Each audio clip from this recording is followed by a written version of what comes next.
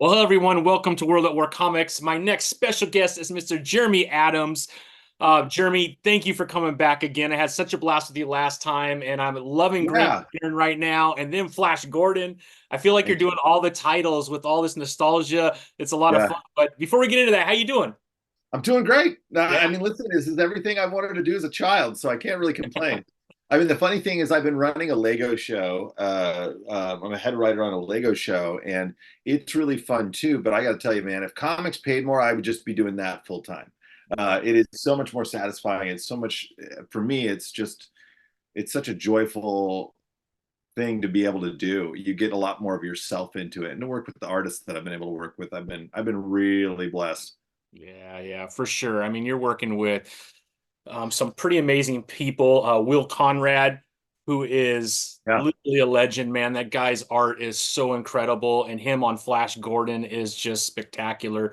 That's got to be pretty exciting. I mean, I'm sure you've read a lot of stuff that he has put art to in the past, but He he's had done some. He had done some on reason I know him, quote unquote, is he'd done some on the Flash, and I had when I was going to Maggie, they wanted to do somebody that was really kind of like it was interesting. It just wasn't what I wanted. It was kind of esoteric, and I said, hey, what about any of these three guys?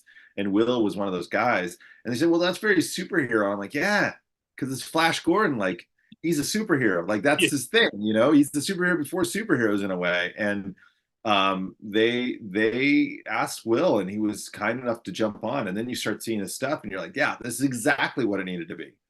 Yeah, he is incredible. He is absolutely incredible and a really amazing human being too, man. Just the nicest, most humble guy. So I'm so glad that you two are teamed up on that. We got the free comic book day issue, which Yeah. was amazing. I think we have to wait till July, if I'm not mistaken, for issue one, right? Yeah, but before then, I think they're going to release the free comic book day digitally, so those that haven't read it can catch up because Okay. Yeah. it ended up becoming like I'm reading it. I mean, even when I wrote it, I was like, oh, we should this is kind of like issue one more than issue zero. This really sets up what's going to happen in the series, the book series. So Yeah. Well, can you kind of walk? I mean, did you grow up watching like the cartoon? I know the cartoon I think came in the 70s, but did you watch it later on or was it the movies? Like what got you into Flash Gordon to begin with it or was, your first time seeing I, Flash Gordon? I mean, the Sam Jones, Dino De Laurentiis movie was probably the first time I'd ever seen Flash Gordon. Yeah. But I was so steeped in nerd stuff. I had heard of Flash Gordon.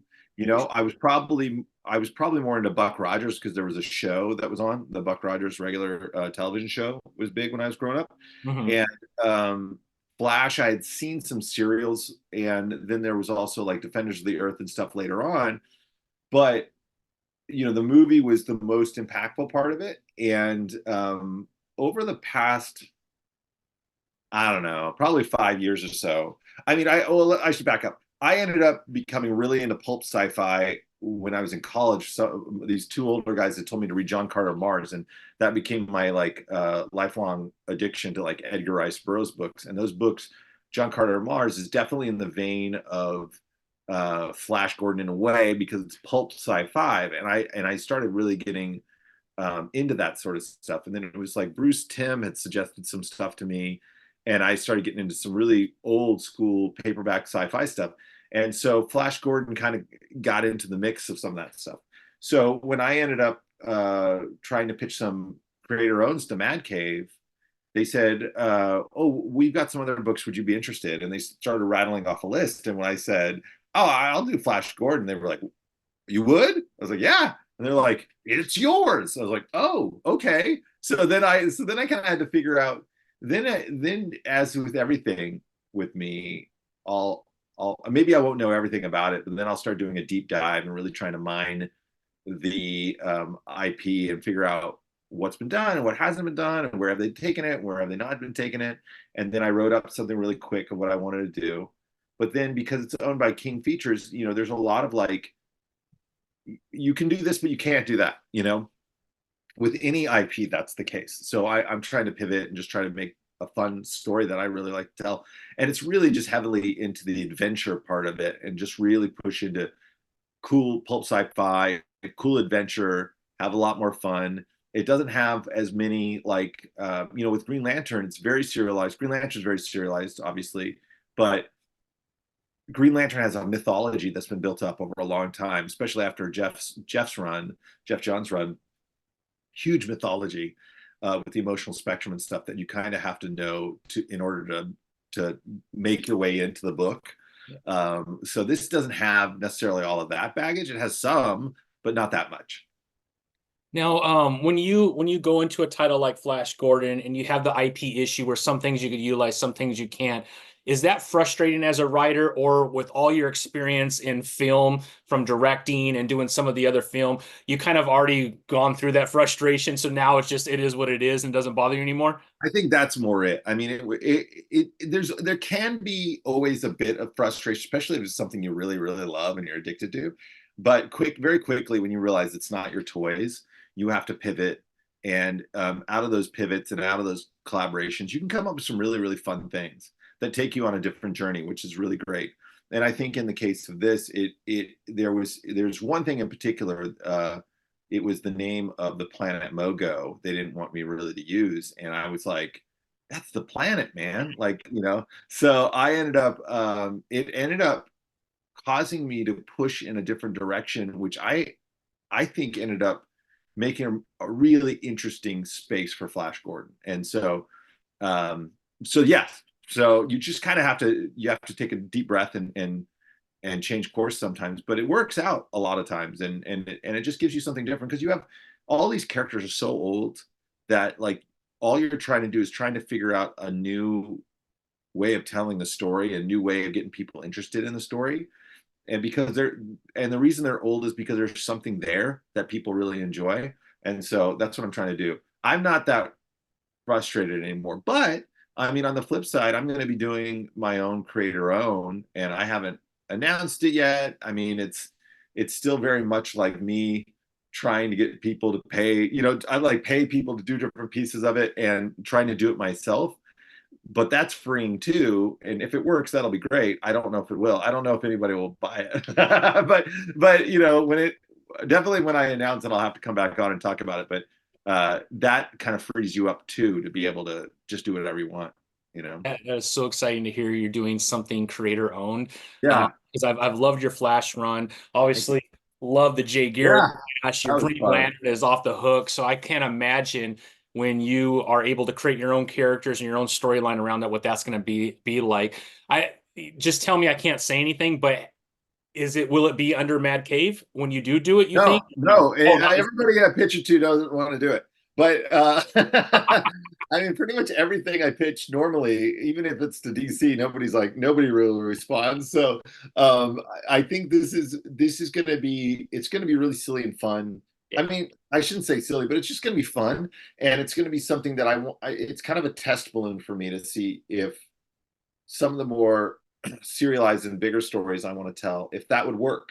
Mhm. I want to see if there's an audience for my stuff, and there may not be, and I have to be open to that too. So it's going to be a risk for me to do, but I'm excited to do it because I think it'll be fun to do. And then, but yeah, I pitch all the time to different people, but they don't really. I don't know if it's too weird or if it's not too accessible enough.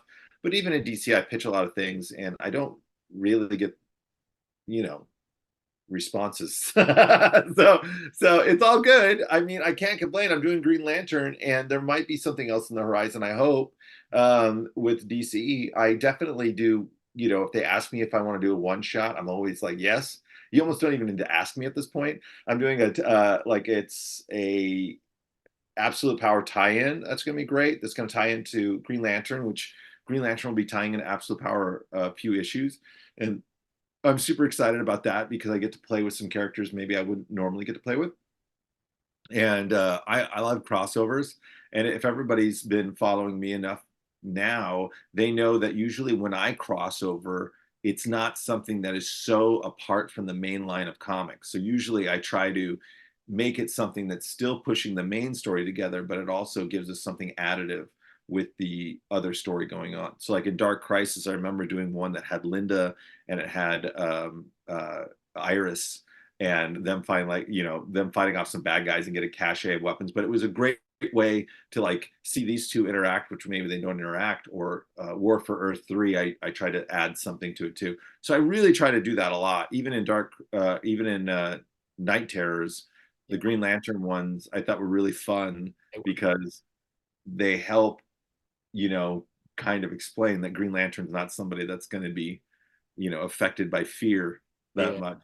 So, yeah, Yeah, the timing of Night Terrors was a little yeah, it's strange hard. because it was kind of the launch of the dawn of DC. You Yeah, come in, I think you got one issue in, and then all of a sudden, right, you have yeah, this storyline. So and now I mean you're only on issue 11, and now there's another.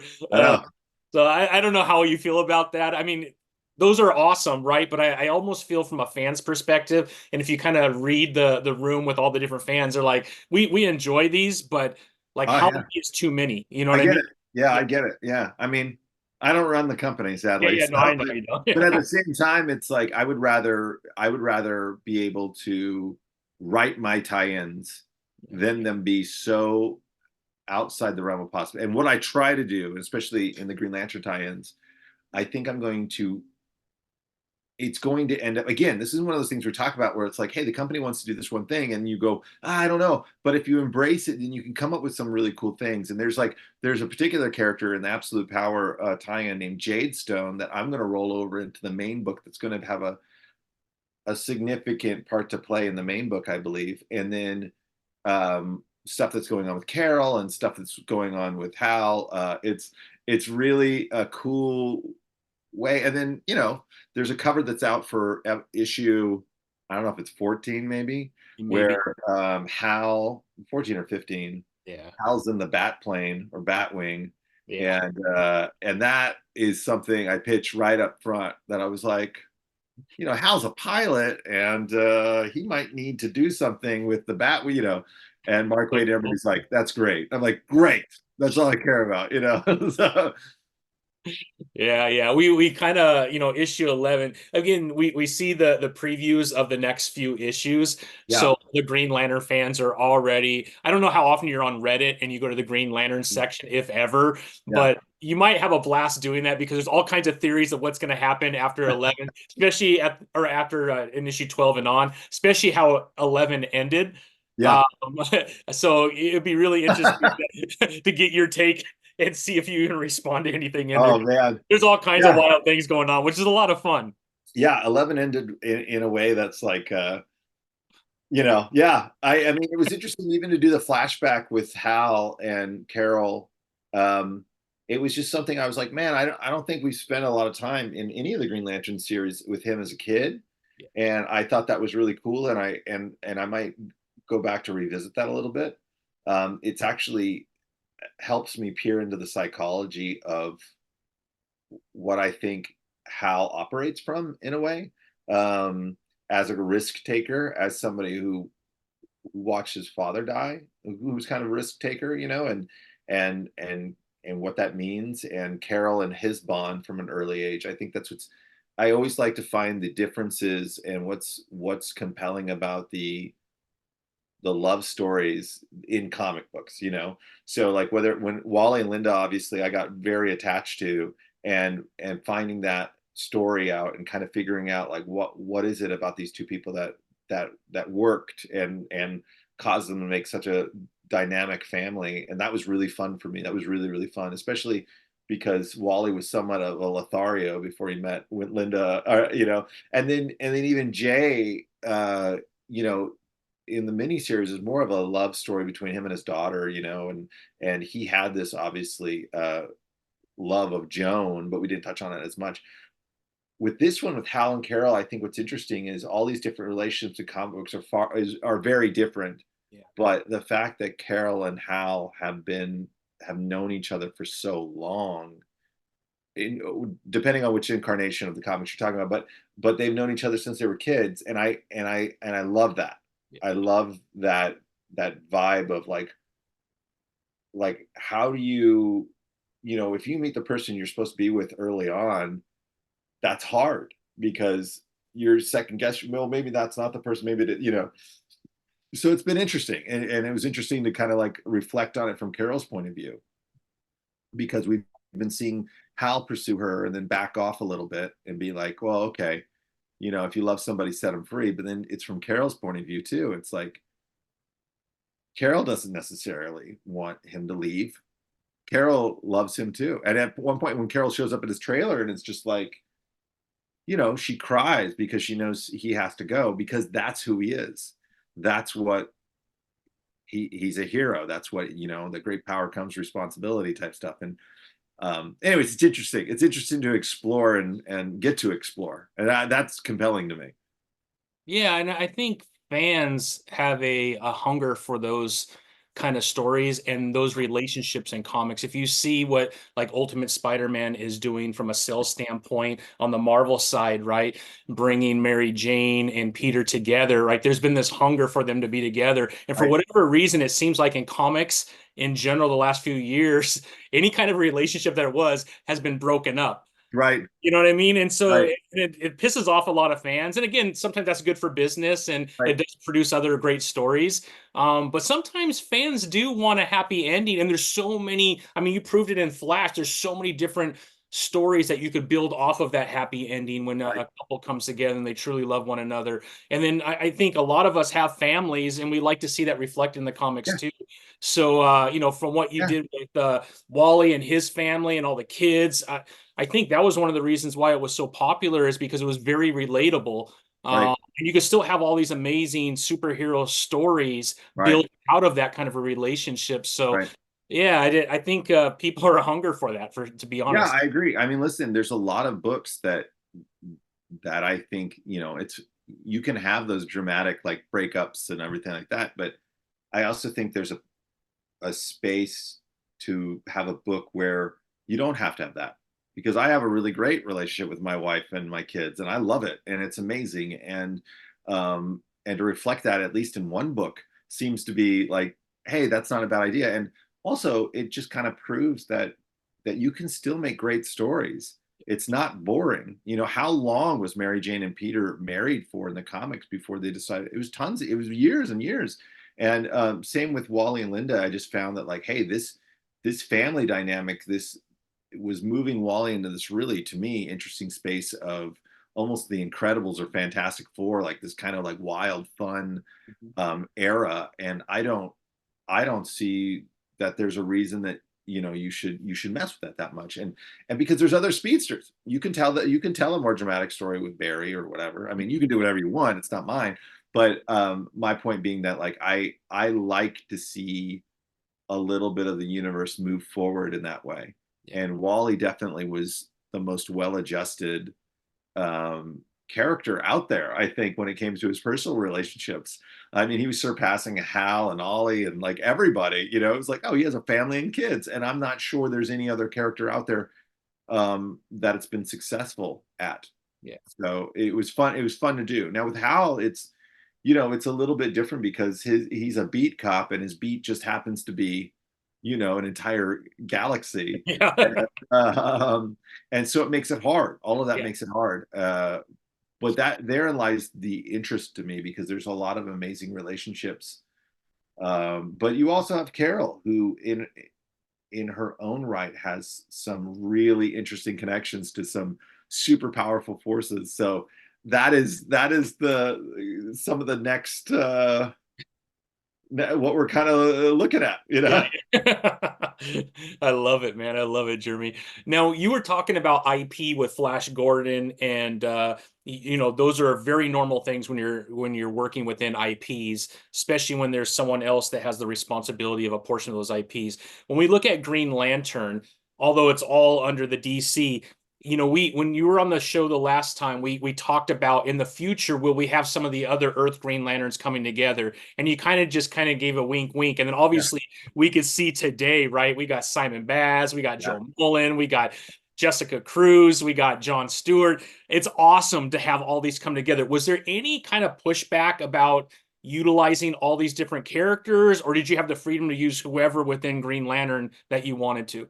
Yeah, there wasn't any. I mean, because I Paul especially, my editor, I told him early on, this is it all need to be part of the plan of the Guardians setting up that designated survivor lantern on Earth.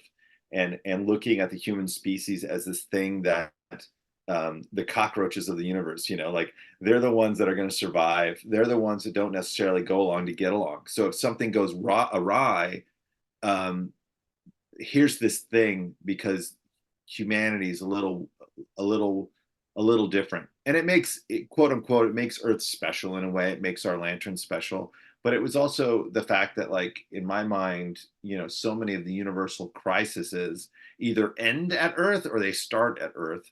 So I also think there was some wisdom in the Guardians going like, hey, maybe we need to set something up here that, and trying to make you know the conversation about why is there so many 2814 lanterns as well, because that, and the United Planets say it up front. They're like, listen, 2814 is sapping all our resources.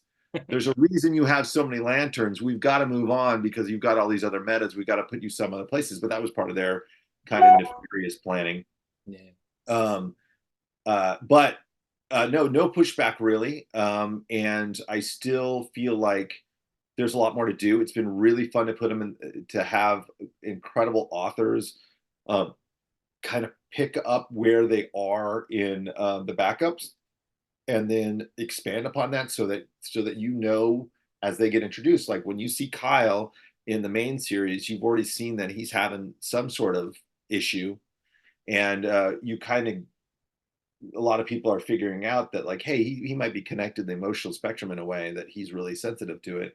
And whether it's Joe or Baz, and even chasing after Teen Lantern, there's some of those pieces that I don't want to let go. And I did it in 1 Minute War. It's like I wanted to have all the speedsters in there in a way that it could be this bigger event. And so we've been building up that to a confrontation with United Planets and others, Yeah. and everybody will have their part to play. I think. Yeah. But even though it's a Hal centric book, uh, you know, and it's like Philip's book, John Stewart. Philip and I talk all the time, and Yeah. I've been using a lot of Philip's characters, whether it's Theros and Mhm. different things. That's been really really fun. Yeah. But he's doing a huge amount of work on John Stewart as a character, and John Stewart's sister, quote unquote, and stuff like that. And I'm like, oh, these are great toys that I'm going to totally steal and play with. I'm glad that you and Philip have such a good relationship. I will say, from a John Stewart standpoint, it's a lot of, I mean, he was always my favorite Green Lantern, only because growing up, the Justice League, he was the Green Lantern in the Justice League growing up. So that was my first entrance into Green Lantern, was actually John Stewart. Yeah. And then my father was in the Marines. My grandfathers were both in the Army. So Wow. having the military, and I would have been in the middle, the military too, but I had a hip issue that I couldn't. So it's very close to my heart, and knowing that character and getting to know him, and how righteous he is in his decision making, how thoughtful he is. But a lot of people, and I kind of agree with it, he's always kind of been very bland. Like, Sure. you don't really get into the depth of who John Stewart is. And Philip has really been able to open up and share kind of his thought process, his relationship with his mom, Yeah. how kind of a relationship affects everything that he's doing. And I think for the first time, we're starting to really see who John Stewart is. I think the last time we had a peek under the tent, which I know no one likes to talk about, but you had Mosaic, which Yeah. was a huge run that really kind of dove more into John Stewart. But Philip Kennedy, I think, is killing it. And I think the only sad thing is that it's going to end here pretty Right. soon, right? And Right. so I don't know if there's going to be further stories. I'm hoping that something else happens, because I really like having two Green Lantern books a Yeah. month. I think that's pretty awesome. But have you talked with Philip, and is there something that maybe you're already thinking to do with John once his run ends within your story? Will John play a larger role, or have you even got that far within your storyline to kind of? No, John's going to have a big part of Green Lantern uh, going forward, or at least for a while. I think he's kind of like co-equal, like, leadership. He's a big part of it. And yeah, how can he not be, right? And it's funny because it's like it's all how, but then as we get closer to this bigger thing, it's definitely going to be everybody's going to have a piece of the pie, I think, at least until that particular part of the story is over. And then there will be kind of a recalibration about what we want to do. Now, all of this, whether or not there's another Green Lantern book or whatever, it all just depends on sales, you know? And obviously, the industry as a whole is having, I don't know if it's a tough time. It's just that there's a lot of things to buy. Yeah. So, you know, it's not just Marvel and DC anymore. And I think it's very interesting. So I my job is also just to try to get people back into the book, back into Green Lantern, and that's a hard task. I mean, um, there was a lot of people not reading Green Lantern, so I'm trying to get people excited about it again and try to tell something that's really fun and more serialized. I hope I can get to a place where I can tell more. I can do it more like the Flash, where I could do like a 3 or 4 issue arc and then do like one-offs, because I have a lot of wacky ideas that I would love to see take place in the Green Lantern universe. But right now, I mean, we've been building up, obviously, like you said, like building up the story to, you know, around like issue 12. And I'm amazed that I'm so grateful to be able to do at least 12 issues, but we're, you know, we moved on. I think I'm writing issue 17 right now. And it's like, we're going to be done with this, all the mysteries in this part of it. We'll set up new mysteries, but you know, it'll be done to a degree, and then we'll have the new, whatever the new status quo is. We'll get to go from there without giving it too much away. And also just the Green Lantern universe to me is, I said this when I was doing the Flash though. I was like, you could totally have concurrent Green Lantern. I said it, I mean, I said it all the time. I was like, they were letting me do 2 books a month. I was so excited to do 2 books a month. I kept saying like, hey, there could be another book, there could be a bunch. And even when I got taken off the book, it was fun to see that not only was there the Flash book with Wally, they had let me do the Jay Garrick mini, and then they had the Speed Force book going on. So I don't know. I'm sure somebody at DC has the numbers to see, hey, yeah, this worked. You know, we can do this. And I'm sure they have the numbers when it comes to, uh, you know, War Journal or whatever. Like, what are the numbers? Like, how is it doing well enough? Is it not doing well enough? I don't. They don't really tell us those things. You know, Yeah. we find out if something's sold out, Yeah. but that's about it. So you know, that's it. Otherwise, it's like, I don't know if the book's doing well. And I wish I did. I wish I had all the numbers. I'd probably go, you know, every month there's an ape on the cover or whatever it is. Those things that are supposed to make it sell better. Like, you know, it'll be like a busty ape, you know, something that's like, oh my gosh, this thing sold out. What did you do? You know? Oh, that's hilarious.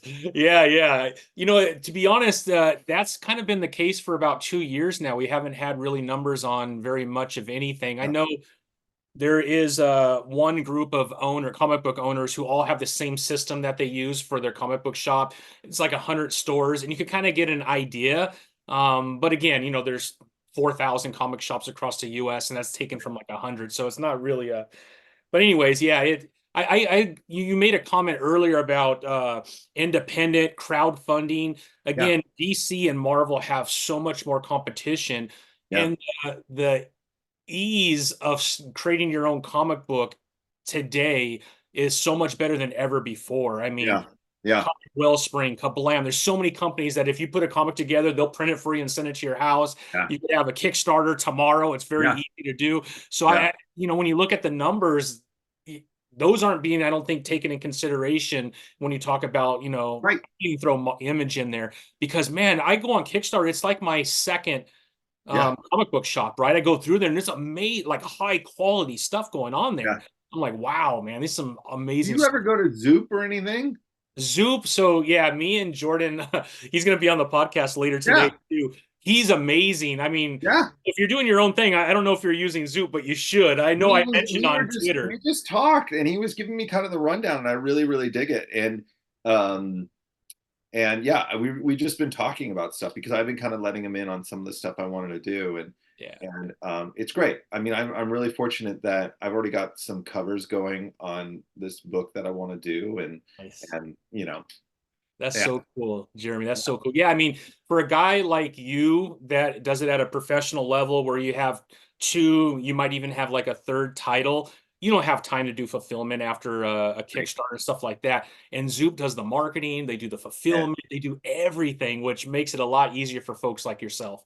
Like Yeah. me, Yeah. if I sell a comic book, I'm gonna sell like 80 of them, so I have no problem doing that on my own. But you, Well, you never know, dude. I mean, you my never idea, know, but the thing I want to do is so stupid. I can imagine people are like, yeah, no, like, but it's like it's such a like the internet's such a strange place. It's like you may think, hey, like there's people that really want to, they'll want to. I think this all the time. I'll do something like I'll give you an example. Like when we did our little internet like promo for the wrestling issue of the Flash, I thought, oh my gosh, people are gonna love this, and it was like no one watched it, and I was like, really, oh gosh, that's a bummer. And we've done a couple other things where I remember thinking like, oh, people are gonna love this, people, and then it's like nothing. And no, so you don't know the truth. I don't know the truth of it. I mean, I've had incredible people come up to me and compliment me on my work and tell me that they'll follow me no matter where I go. And I'm yeah, like, oh, I hope that's true. But we'll find out. we'll find out. Yeah, It's like because the way that I look at comic books a great deal is that I want comic books to be for everyone. I want comics to be able to be, um, you know, I'm not saying that someday I might do something controversial or whatever, but like, right now I'm like, I want a kid or an adult be able to come in and pick up my books and read them and follow them for years to come and be gateway drugs into other comics, and that was the Flash definitely. And even though the Green Lantern may be more serious in the melodrama phase, it's not it's not egregiously violent or sexual or anything like that. So to me it's just that's where I live day to day, and that's the corner that I'm going to be in for yeah, a while. Would I love to be able to do a, you know, I don't know. I don't know if I'd want to do a darker book, but like I have my ideas. I would love to do something in the Batman universe. There is 12 books. Come on, guys, give me one. No, but like amazing. it would be more. I don't think it would be, you know, like seven. Like it would be. I have a lot of ideas around stuff like that, Yeah, and I'm such a fanboy. I just want to touch all the, I want to try every character, in a way. But this is where I'm at. I'm really grateful, and I realize how privileged I am to be on an ongoing, which is a rare feat unto itself, for sure. and to have gone from an ongoing that had such a lot of love poured out on it with the Flash to go to one that's Green Lantern, and yeah, I get a lot of a love about it, but I also get a lot of people that's like, well, he's no Jeff Johns, and I'm like, I know, or whatever, but That's a tough comparison, man. It's it's tough. 10 years of, and he like took Green Lantern in such a different direction Yeah. that was fairly well received. Blackest Night, I mean, is Oh my probably the gosh, greatest crossover event in the history of comic books, outside man. of maybe Crisis on an Infinite Earths or something. But And that's yeah, I mean, you watch it and you're just like, oh, Sinestro War. You could see it. You could see him going like, brightest day, blackest night. Wait a second, like he starts parsing, and I'm like, oh my gosh, you jerk, you must have had those like 15. You're like, I got this decade planned. yeah, I did the signing with Jeff and Mark Wade, and it was hysterical yeah, because it was Jeff. I think it was Jeff, Mark, and then me, and yeah. people were coming in with trolleys of omnibuses for them, and they would be like, boom, boom, and then they come over and be like, flip. Yeah, Here's my floppy, Jeremy. exactly. I was like, yeah, okay, you You know. just gotta get to 50 so you could get your omnibus, man. I know, man. I mean, it's funny because I got to 30 something with the Flash, and I'm like, that's good enough, right? Right. I I think what is the minimum? 42 issues or something like that? don't 45 think for that omnibus? is. I actually think it's lower than that, but Oh, good. I don't remember. So we'll see. Yeah, that'd be Someday, cool. just throw the Jay Garricks in there. It'll be Yeah, fine. exactly. Why not? I would. That'd be awesome. Totally. Yeah. You know, oh, I forgot what I was gonna say. That's okay. Oh no, Jeff Johns. We Yeah. were talking about Jeff Johns for a second. Did you like obviously you did signings with him before you jumped into Green Lantern? Did you reach out to him, Peter Tomasi, anybody like that, or that wasn't part of your process of gaining kind of a background? Obviously, as a fan, you probably read most of their stuff anyways. Oh my gosh, I had read tons of Jeff Johns stuff, and I remember even listening to him on Kevin Smith's podcast years ago and being like, man, I bet I would get along with this guy. And then Tim Sheridan and I were doing we'd come up with this idea for Flashpoint Beyond, and they said, hey, let's get Jeff involved. And we're like, who? Jeff who? And they're like, Jeff Johns. We're like, what?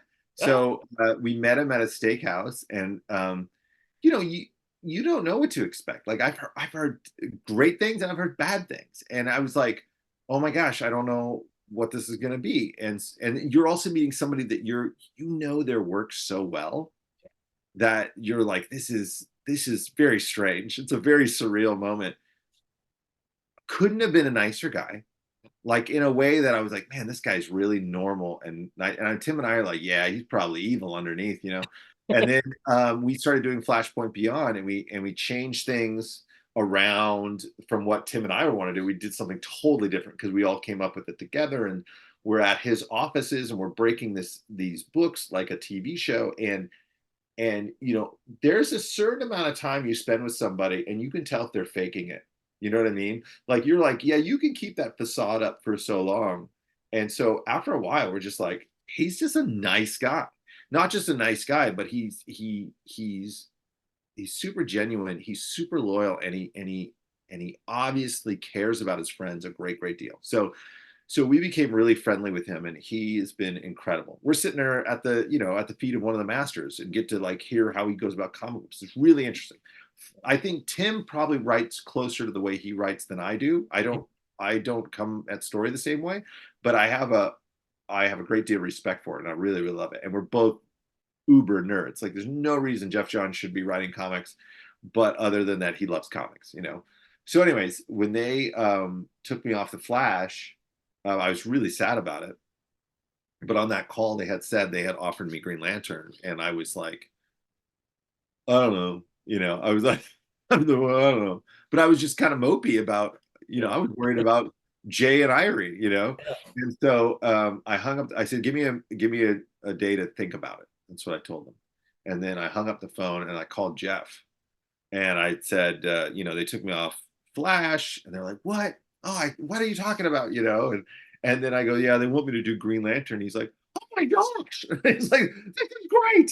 You're gonna be great. And I'm like, I am, you know, like having that. I mean, maybe it meant nothing to him or whatever, but having a little bit of that cheerleading from somebody like Jeff is all it took to kind of like help spin me out of the depression of the Flash thing, and push my mind forward thinking about the Green Lantern thing. And at this point, I think I'm on the Jeff Johns track, you know. But it was really fun to get his kind of like, and he's been very complimentary to me personally about the series, which has meant a lot. And but yeah, I would do that, and then occasionally I'll text him and be like, "Hey, give me the rundown on this character real fast, or this thing." And I've become friendly with Pete Tomasi too, who I was a huge Pete Tomasi fan. I was, I am, but like Yeah. I was always reading Green Lantern Corps. Like I was reading those simultaneously, and a lot of what Tomasi's done. And to meet him, you're like, man, this guy is so cool, and he's Yeah. really funny. He's really funny.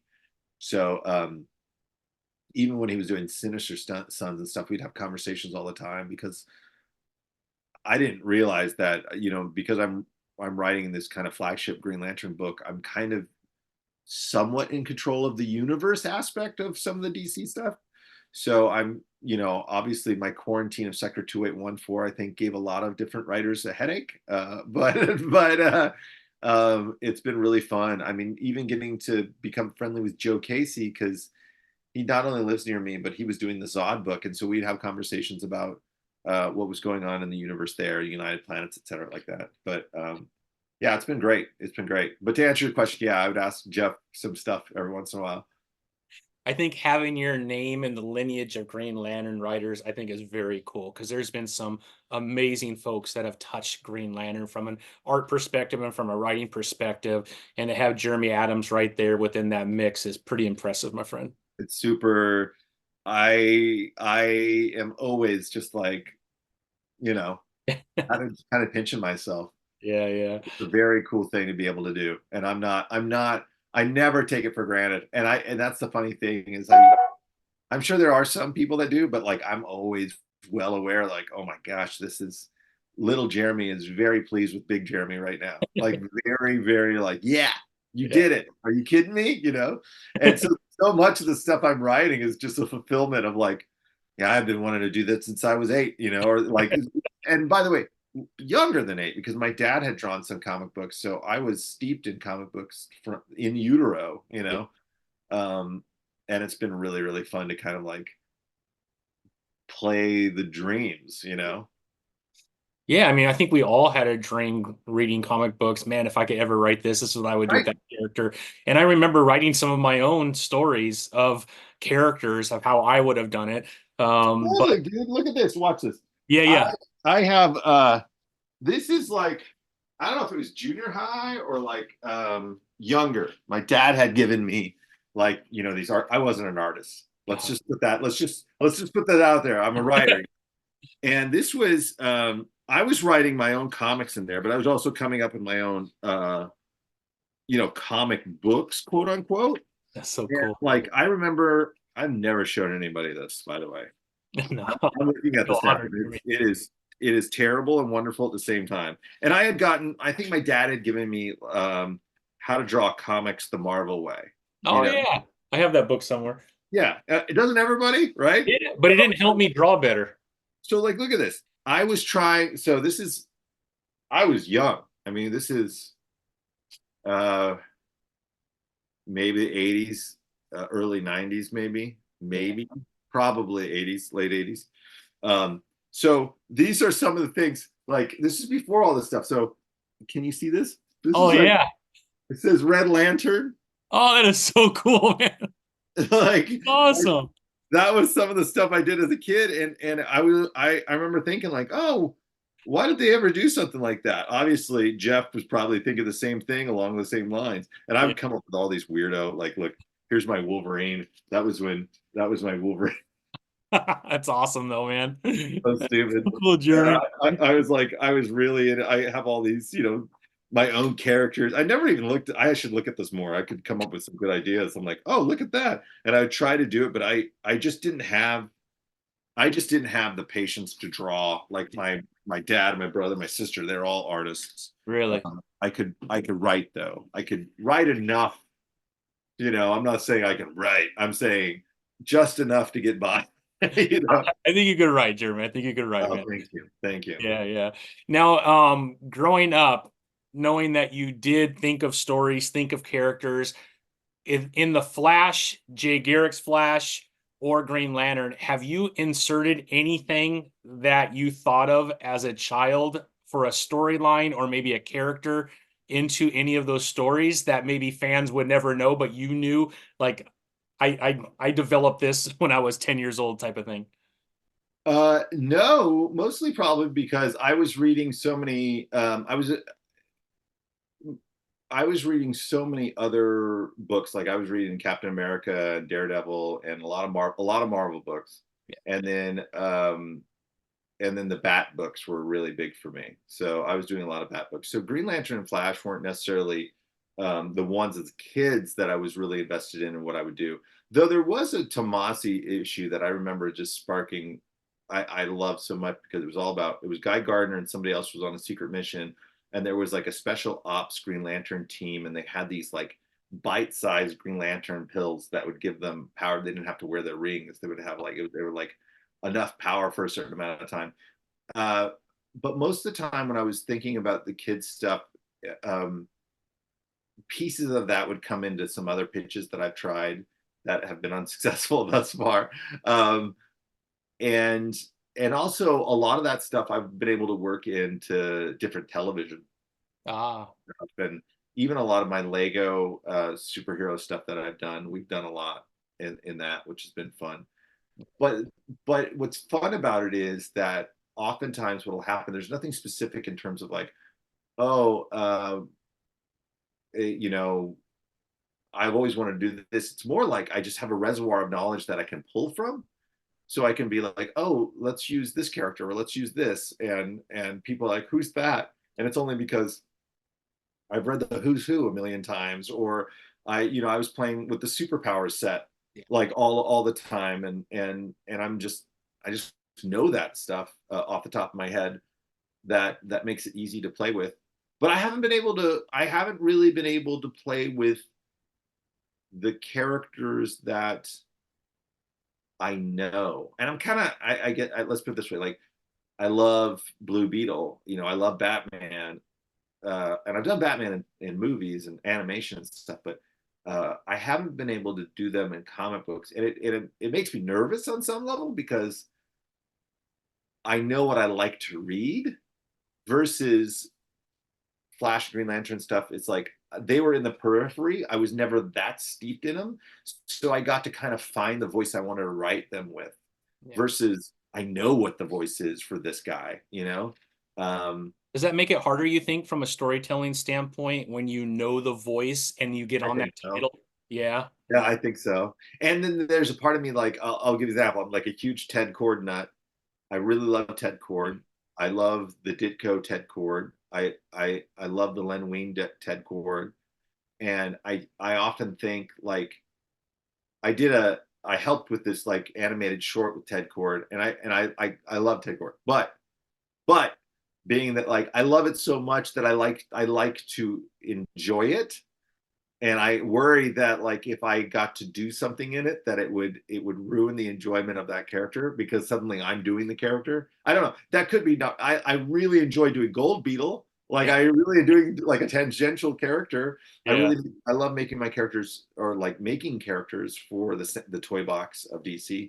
Um, but I don't know. I don't know. It makes me worried sometimes. Like I would love to try my hand at Superman and Batman and Wonder Woman. I definitely would love to do some Wonder Woman stuff, but obviously Tom King's doing his Eisner nominated stuff, uh, and I think my taste, not my taste, but like my ability is definitely, as I've said, it's more adventure based, and um, it's not necessarily dark in any fashion. It's more fun and adventurous, and there's stakes there too. But Yeah. um, yeah, man. I don't know. I want to try them all. But Yeah. it does make me nervous. It does make me nervous, the idea of it. Like if they came to me tomorrow and said, "Hey, we'd love for you to do a Batman book," I would be absolutely scared out of my mind. You Yeah. know, But you and would do it there's a though, lot of right? what? You would do it though. It wouldn't stop you from doing it, right? Course I would. And I know what it. And by the way, I know what it would be. Like I because Already it's have 15 issues yeah, written. yeah, yeah. I've thought about Batman a lot. Like I have a whole. These are all bat sections. I have a bat section. It's like if you look up here over the Batmobile, I have Yeah. the Gotham, and then I have Alan Burnett signed my Batman animated series, and these are all the buttons I wore to the 1989 premiere of Batman when it came out because I was such a nut. And then, That's awesome. and my other favorite one is the Sienkiewicz did a poster for the Batman Soul of the Dragon movie that I had done. Um, That is awesome, man. it's a great poster, man. But Yeah. yeah, I'm a big Batman nut. Yeah, that's awesome. Well, getting a little bit back to Mad Cave and Flash Yeah, Gordon, is this going to be an ongoing series, yeah, or oh, that's awesome. So yeah, we're gonna get quite a few issues out of this then. yeah. I mean, from what they told me, I know the number, and I'm like, what did I get myself into? So yeah, it's going to be a while, and it's going to be fun, and it's going to be a way to kind of reintroduce everybody to the universe and just have fun doing stuff in the universe and exploring that universe. Hmm. And the cool thing about pulp sci-fi is like just being able to like I'll send some things to Will that I'm just thinking like, man, I wonder how he's going to do this weird thing that I put. And again, every artist that I work with just thinks they must think my ideas are remedial because of the way that they're able to pull them off so well. I think you have really good artists, man. I mean, Will has always been one of my favorite comic book artists. His rendition of Superman, I think, is one of the best. Good. Just love his artwork, and I was honored to have him on the podcast. And it was like I'm like stuttering over myself, and it just Ah, awesome, man. He's just such an icon in my eyes. yeah. So I'm so happy that you and Will are working on this title. And you talk about this side that you like to your lane almost is that more family friendly adventure good for all ages. And I think Flash Gordon is the perfect title for something like that because it's kind of been lost long enough to where you'll get a lot of older folks like myself coming back that watch the cartoon and seen the movie. But it's been gone so long that I feel like you could build a new fan base that have never really been exposed to Flash Gordon. So I feel like the timing and the amount of time, I know they've done like limited series and stuff of Flash Gordon, but to have an ongoing, I think the timing's perfect, Jeremy. I don't I hope know. so. I hope so. I hope people buy it. You know? Yeah. And Mad Cave is on fire right now too. Yeah. They had so many awesome titles that have come out that I feel like Yeah, you're. Gatchaman. They've got Dick Tracy by Alex Segura. They've got, I mean, are they doing the Space Ghost? Because David Pepos is doing that, and it's I really thought that good. was Dynamite. Wasn't that That's Dynamite? Dynamite. Yeah, you're right. Never mind. Yeah. Dynamite's doing great too. Oh, they are. They do great too. They great. Yeah. I'm a big Mad Cave guy, and Yeah. I'm so glad that Flash Gordon is part of that. Thanks. Um, I wanted to ask you, Jeremy. So you're on Green Lantern now. You have this other ongoing. What is the limit to what you could do as far as comics per month as a writer? You think like if could they give you another title and you'd be okay, Yeah. or would it like 3 or 4 titles is like okay, that's where it starts to get pretty tough. No, I think they could. I mean, I definitely have a big capacity, and then like I said, I'm I'm doing a TV show on the side, which is that's more laborious, but like comics are so much fun. Yeah. I don't. It's not. I'm not trying to be braggadocious, but it's more of like it's so fun that I just kind of push play in my brain and then I just kind of type what I see. So I like have a lot of fun. There's a lot of adventures I'm going on in my head, and being able to go like, oh, cool, what's Flash Gordon doing now? And just think about it and write it down. And it's been so having a couple more books would be fantastic. Yeah, I'm glad you said that. A lot of fans that we talk to within the Reddit space and some of the YouTubers that I talk to all are hoping that you get another title at DC. Oh, So thank you. fingers I crossed. wouldn't mind DC or Marvel. Or Marvel. I did a couple of digital ones over there, and Yeah. I'm like, get, I'll do it. I'll do. What do you need? You know. Do you have a title that if Marvel, let's say, like we would love for you to write something, what would you like to write? Do you have one already in mind? Like this is what I Yeah, want to start with first. yeah. I've let them know.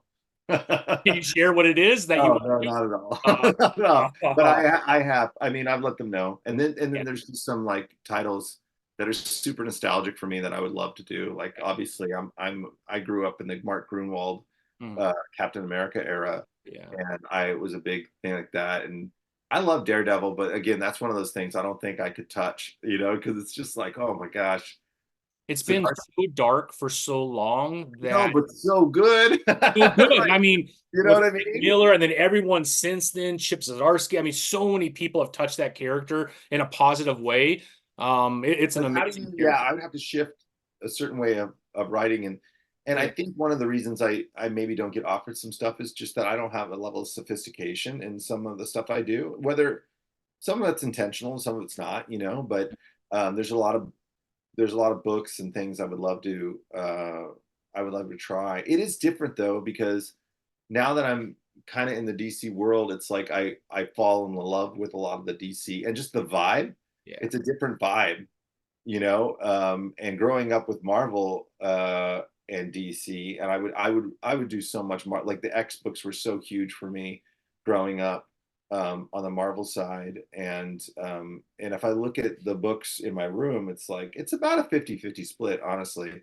Um, but it was also the era I grew up in. It was competing with like Fall of the Mutants and Armor Wars and different things like that. Captain America No More was gigantic. But then on the DC side, you had JLI, and then obviously I put a little of the Millennium in there, which is funny. And then I was following. I remember I think Chuck Dixon was the first one that I really like noticed. Yeah.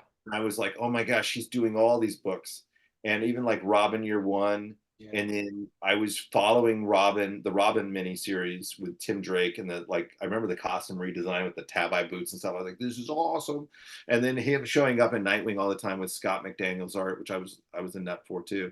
Yeah. So like that really pulled me away, and I started doing more of that.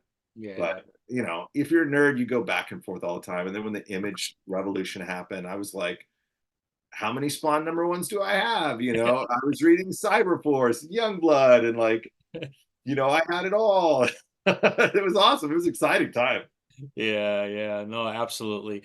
The one title that I think would be awesome for you to be on is Booster Gold. As Oh you yeah. know that the rumor is James Gunn will have some sort of like a TV series with Booster Gold. Interesting. I like that comedic style of Booster Gold. I love some of the stories. They're very funny, very adventurous. Yeah. Always gets himself into trouble. And I love how he is able to kind of lie his way out of almost everything that he does.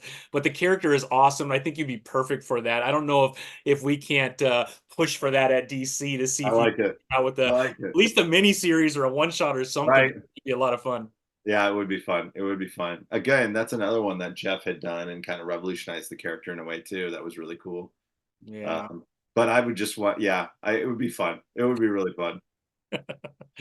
That's awesome, Jeremy. Man, I can't tell you how much I appreciate you coming on, man. I'm hoping that Yeah. as you get going on Flash Gordon, we could have you back. I'm thankful that you agreed to come back on again because I wanted to get you when you got close to that year one of Green Lantern, and here we are, year one already. I can't believe how fast that went. Man, Because I think the last time you were on, you were right into the first issue of Night Terrors, and we had a really good conversation about I can't why would believe it. you I feel start it like and then do Night Terrors on? Why would they yeah, do that to you?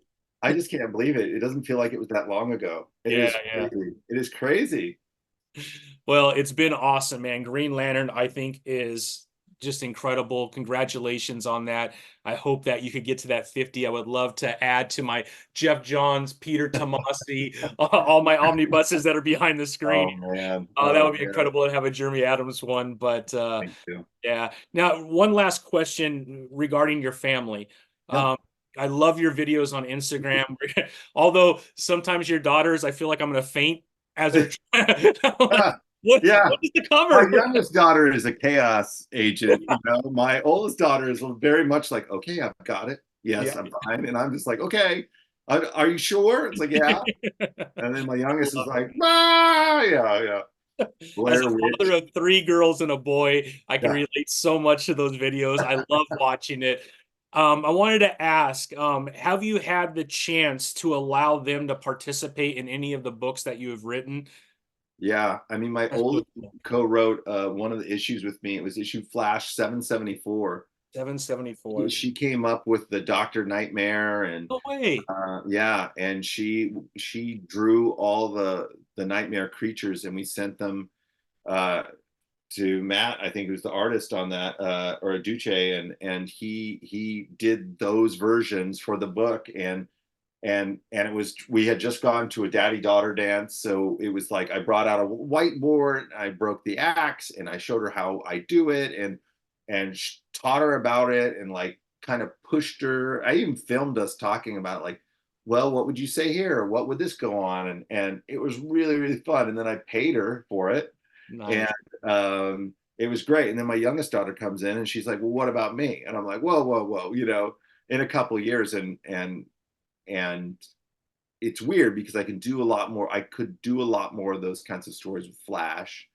But if I get to a status quo with Green Lantern and there's an opportunity, then Mackenzie's got, she is hot on like the Green Lantern oxalotl that she wants, and so there's a level of like, I'm still waiting for a level of sophistication in what she wants to do as a storyteller. Really, she just wants the paycheck, and that's a legitimate form of thing. But Charlotte especially likes to throw out ideas to me all the time, and Cool. Mackenzie's very creative as well. So Mackenzie's next on deck, but yeah, it's been really fun.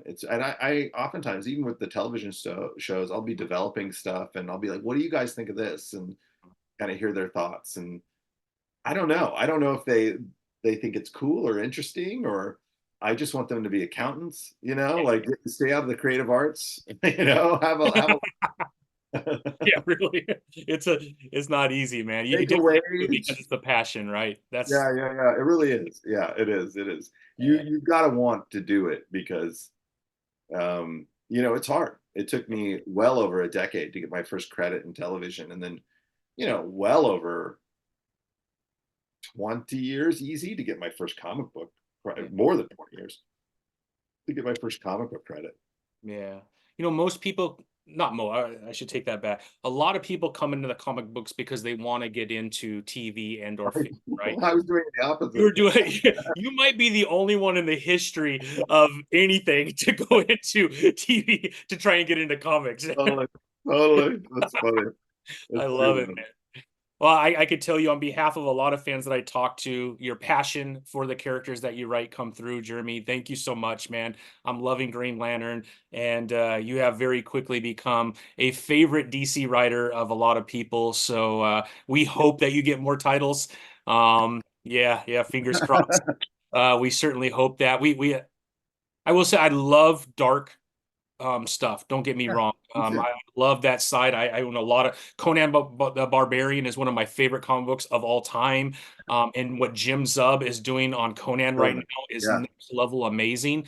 But I like to have a blend of comic books that I don't mind handing off to my kids or to grandkids or something like that. And unfortunately, the dark side of comics is so prevalent that Yeah. it's refreshing when you get a flash run where you feel comfortable that you can hand it to anybody and not Yeah. offend someone, right? Because it's Yeah. going to be fun. It's going to take you on an adventure. So I think we need a little bit more of that, to be quite honest. And again, the pendulum swings all the time in comic books. Oh, Um, totally. I'm hoping a few more titles that are easy to pass on to younger readers would be a lot of fun. Yeah, I agree. I agree. Because I think that's where you're going to build up your audience. 100%. You can't give, unfortunately, what Tom King is doing on Wonder Woman is amazing, but you can't Yeah. hand it to most Right. people, Right. right? And that's okay. That's the story he's telling, and Right. and he's doing obviously he's doing okay doing that. Yeah. Yeah. He's fine. He's fine. He's Yeah. fine. Yeah. Yeah. Yeah, and I enjoy it, right? But Yeah. I feel comfortable giving that to a 12-year-old, right? So, Right. but I could give Flash all day long. Right. And so I think the more we could do of that, I think the better for the industry long term, and especially for DC, which is my personal favorite Yeah. universe. I love Marvel, but I love DC. So, anyways, congratulations, man. I hope you get another title. Thank you for joining me today. I want to be super respectful of your time, Jeremy. But appreciate you very much. Thank you so much. Love being here. Yeah, talk soon, my friend. All right.